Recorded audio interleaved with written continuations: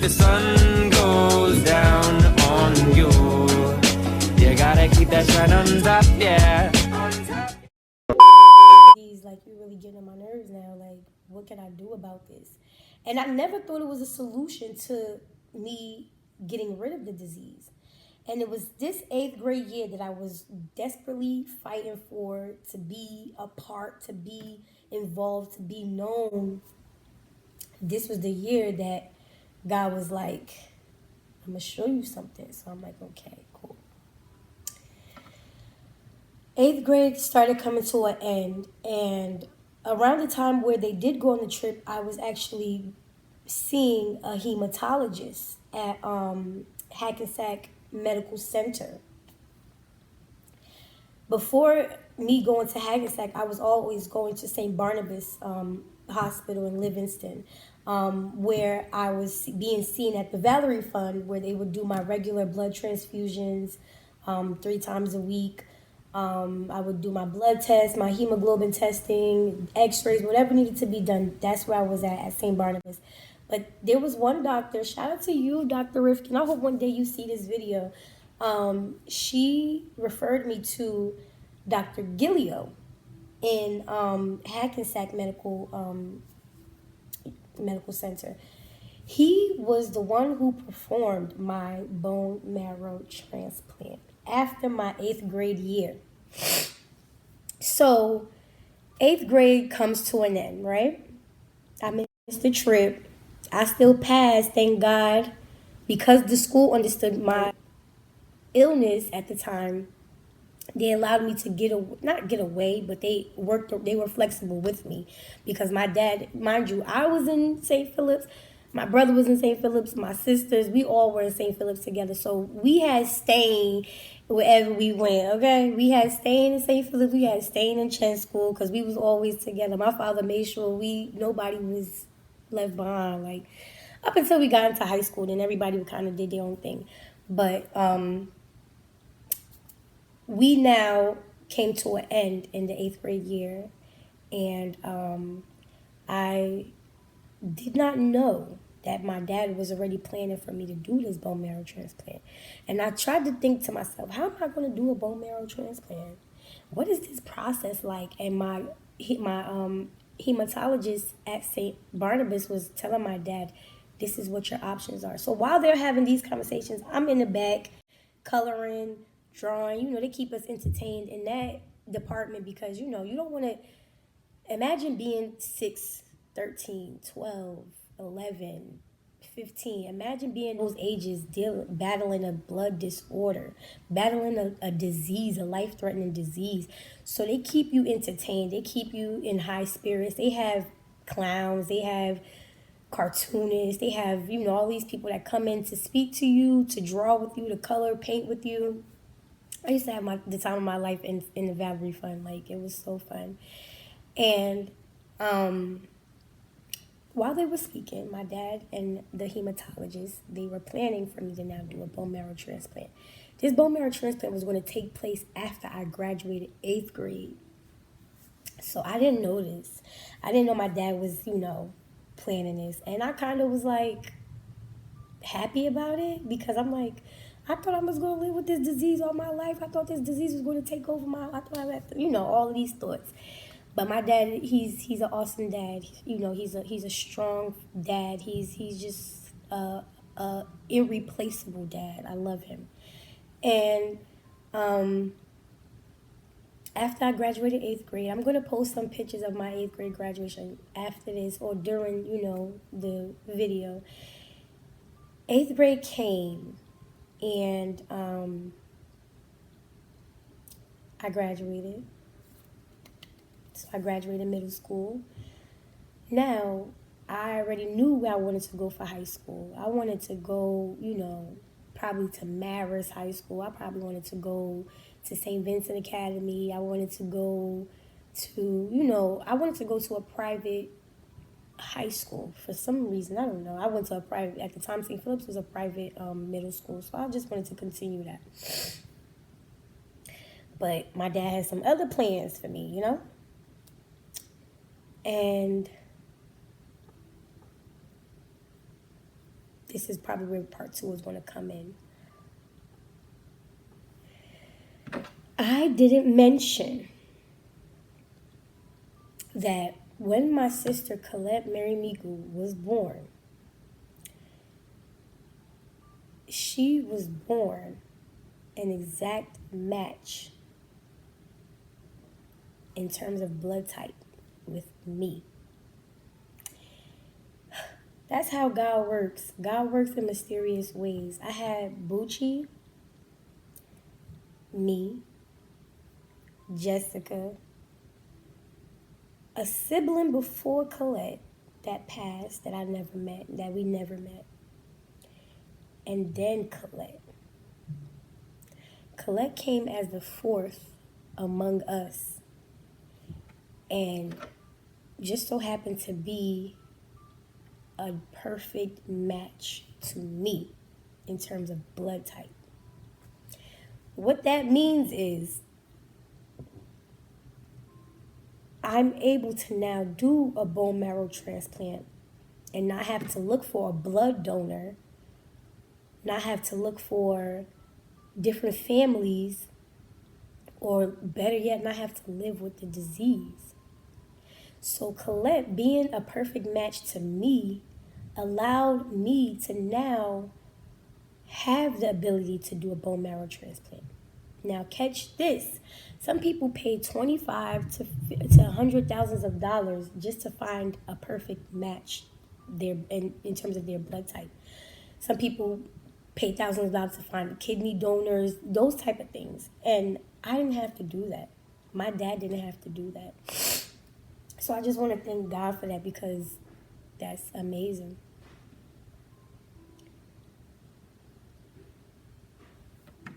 So let's be continued.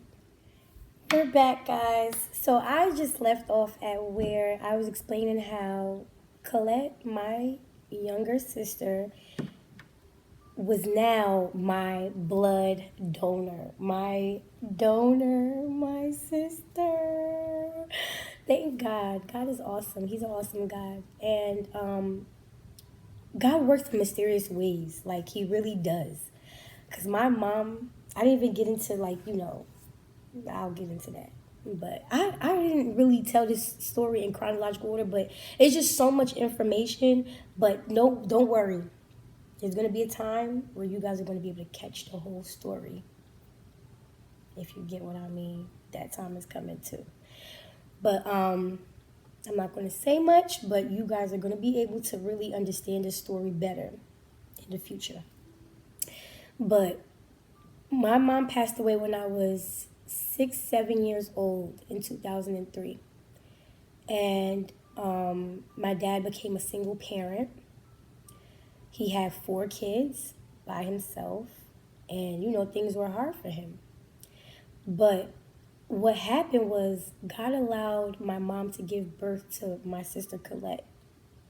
Colette was 2 when my mom passed away. So now my dad is left with the understanding that, okay, Colette is Olivia's blood donor. Okay. Some way, somehow, I don't have to live with one of my kids having sickle cell disease anymore, because the solution is provided in this household.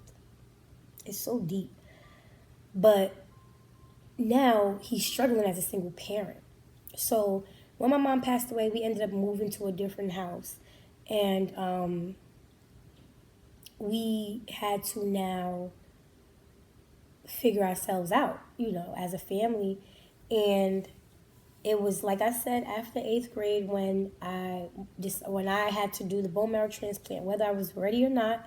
My dad was planning for it. And the process went immediately. It was literally the week I graduated 8th grade. My dad was like, okay, every day we're going to be going to do tests. I'm like, okay, I know I have sickle cell. Like, okay, what are we doing tests for? He was like, are you ready to do the transplant? I said, do the transplant? What do you mean do the transplant? He was like, we're doing the transplant, it's time. You can't wait you're 14. You can't wait any longer. Complications are more prevalent when, you get older. And I'm like, okay, I guess I have to do it. He's like, it's going to be just like another blood transfusion. It's going to be just like that, except it's going to be a few days long. So I'm like, okay, I'm going to sleep in the hospital. I mean, that's nothing I'm not used to.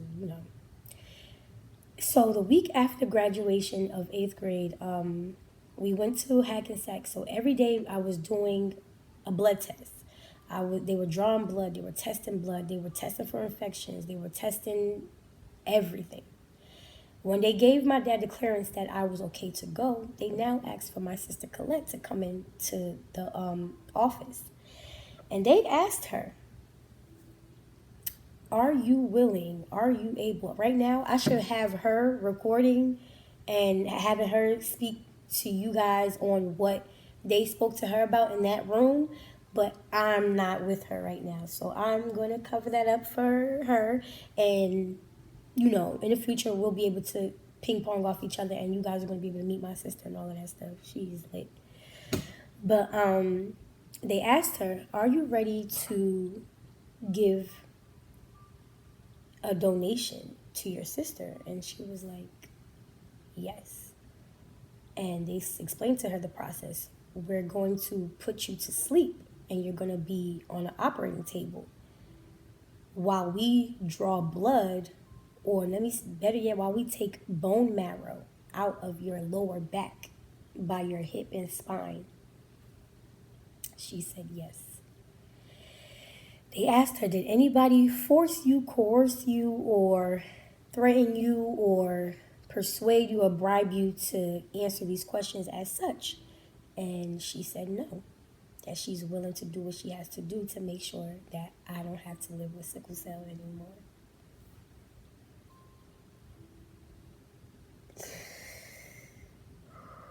I said I wasn't going to cry.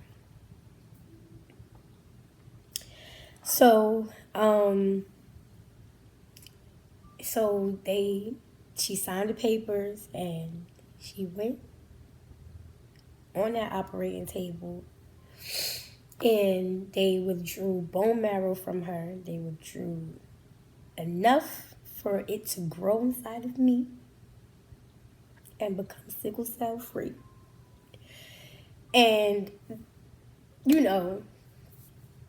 it was just amazing. Like, it was amazing. And I'm going to tell you guys that process because once they took the bone marrow from her, it was like, okay, this is really happening. So she was on the operating table for 1 day, but I was hospitalized for 6 weeks. Granted, they said bone marrow transplants, it takes about 2 to 3 months, sometimes 4 months, for a patient to be released from the hospital. But to God be the glory, I was only in the hospital for 6 weeks. That's only a month and 2 weeks. And that's how quick God expedited this process, because mentally I wasn't ready. Physically, I was already sick.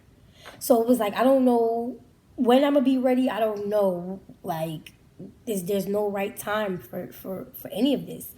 And my dad was like, just do it. Just get it done. I was walking around with a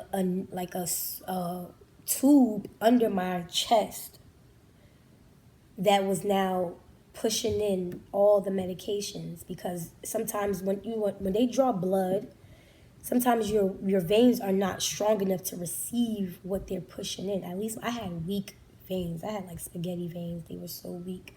So they knew for a fact medication wasn't going to hold in my veins. So they put a tube right here where they were pushing everything in. So it was hard. It wasn't easy. And after 6 weeks of being hospitalized and treated for sickle cell disease, I was sickle cell free, disease free. I just thank God, because He's amazing. He's an awesome guy. I just have a big thank you. I owe a big thank you to my sister. She doesn't even know how it's going to come. I don't even know how it's going to come, but I know it's going to come. And it's just so crazy. While being in the hospital for 6 weeks, I was undergoing chemo. I lost all my hair. I lost everything. I lost weight. I didn't have an appetite, so I was throwing up every day. You know, the chemo kind of just makes you so weak. So I was going through that. And in those stages, you're supposed to be hospitalized with one guardian or caretaker. And at the time, my dad's wife was supposed to be my caretaker. She ended up being pregnant around the time I was going through this process. So I had to stay in the hospital by myself for 6 weeks. So imagine being 14 in the hospital by yourself for 6 weeks, going through what you're going through.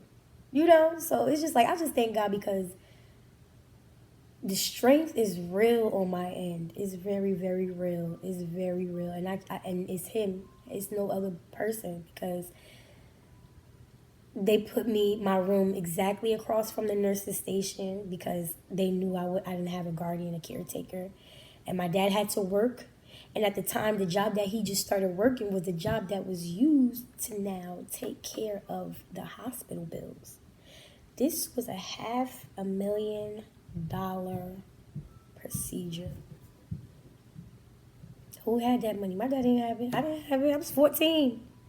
But that's how I know God is an immaculate God, because he does things in mysterious ways, like putting my sister in my birth, in my family lineage with the same blood as me, giving my dad a job 6 months before this procedure came, which covered the procedure. There's no way nobody can tell me that God doesn't exist. There's no way that you can tell me that it's not real. He's not real, because I serve a mighty God. Oh my goodness, it's just like, it's crazy. Though we lost our mom and he lost his wife, he blessed us with a lot. You know, he blessed us with a lot. And I'm always grateful, always faithful, always believing that no matter what happens, he will make sure we're okay and we'll be okay. And I think that's where I'm going to stop with these testimony in terms of the whole surviving sickle cell disease. Comments are definitely open for questions. I'm going to do a video on all the questions that may be asked. And this is me opening up. This is me speaking my truth. This is me no longer hiding. This is me just being real. A lot of people ask me, what happened to your teeth? Or what's wrong with your smile? Why don't you smile? Being on medication since I was 6 years old up until I was 14 had a lot to do with the deterioration of my smile. It had a lot to do with the discoloration of my smile. I was on folic acid. Like I told you, I was on so many medications. I didn't even know the names of them. I was on so many antibiotics. It weakens your teeth. It discolors it, the enamel. And this is something called tetracycline that I have no control over. I never had control over it. As much as I would brush my teeth, it would not go away. And I used to punish myself because I'm like, why? Why me? Why is this happening? Like, what did I do to deserve this? But I don't ask those questions no more. And I don't even let anybody make me feel away, because look at me. I thank God because I still don't look like what I've been through. And that's the best part about it all. And I'm just forever grateful, forever thankful. And I'm not going to let anybody's thoughts, feelings, or opinion have an impact on how I feel about myself or the work that God has done for me. Because if it was up to me, I'd be walking around with the pearliest white, the pearliest of them all. But like Cardi B said, I gotta beg and fix my teeth. I hope y'all No, it ain't cheap. My time is coming, okay? So, if that's going to be one of the questions, feel free to ask. I'm not telling y'all what to ask and what not to ask. This is open forum, honestly. And God didn't do this for me to be closed mouth about it. He didn't do this for me to keep it to myself. And that's what I had to realize over these years. And it took a lot of confidence. It took a lot of motivation. It took a lot of inspiration. It took a lot of prayer for me to get to this point in my life. So feel free to ask whatever you guys want to ask. Don't be disrespectful because I just don't care about that stuff. And you'll just be blocked. But yeah, so feel free guys. I'm glad you guys listened, watched, and just stay tuned and patient with me. There's gonna be a lot more videos like how I became strong on my path with Christ, because at the end of the day, after my transplant, when I tell y'all, after my transplant, after me graduating 8th grade and having my transplant and being hospitalized for 6 weeks, that summer I missed the whole summer, right? Now, a few months in, I have to now start high school. So imagine starting high school after this type of process. Let me tell y'all, God was nowhere in my agenda. Let me just tell y'all right now, I was trying to be the down of all downs. So that's another video though, but y'all gonna have to stick to it for that, because I did not just get on this path with God. I didn't know who he was. After my transplant, after he did what he did for me, I didn't know. I did not know. Let me tell you, I was out here, okay? I wasn't out here like that, but I just didn't know who he was. I still felt like I was everybody. I started becoming like everybody. I wanted to be like society. I wanted to move how my friends would move. I wanted to go to school. After school, I wanted to be downtown at McDonald's. I wanted to do everything. Like, I wanted to be down. I wanted to be out here with the wrong people in the wrong places. But that's another story for another day. Right now, I just thank you guys for being patient, staying tuned, and focusing on these testimonies, because to God be the glory. Thank you. You guys be blessed.